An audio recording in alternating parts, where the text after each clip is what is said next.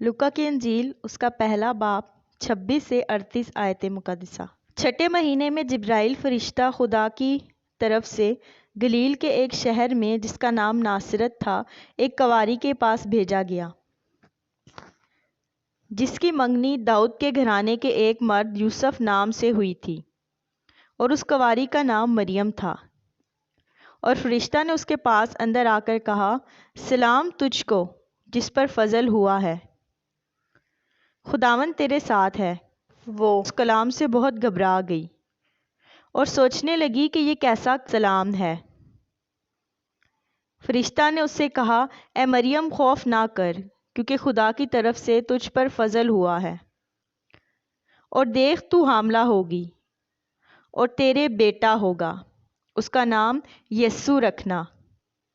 وہ بزرگ ہوگا اور خدا تعالیٰ کا بیٹا کہلائے گا، اور خداوند خدا اس کے باپ داؤد کا تخت اسے دے گا، اور وہ یعقوب کے گھرانے پر ابد تک بادشاہی کرے گا، اور اس کی بادشاہی کا آخر نہ ہوگا۔ مریم نے فرشتہ سے کہا، یہ کیوں کر ہوگا جبکہ میں مرد کو نہیں جانتی؟ اور فرشتہ نے جواب میں اس سے کہا کہ روح القدس تجھ پر نازل ہوگا، اور خدا تعالیٰ کی قدرت تجھ پر سایہ ڈالے گی، اور اس سبب سے وہ مولود مقدس خدا کا بیٹا کہلائے گا۔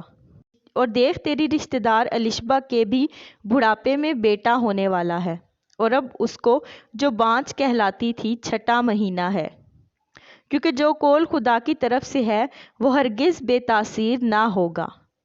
مریم نے کہا، دیکھ میں خداوند کی بندی ہوں، میرے لیے تیرے کول کے موافق ہو۔ تب فرشتہ اس کے پاس سے چلا گیا۔ آمین۔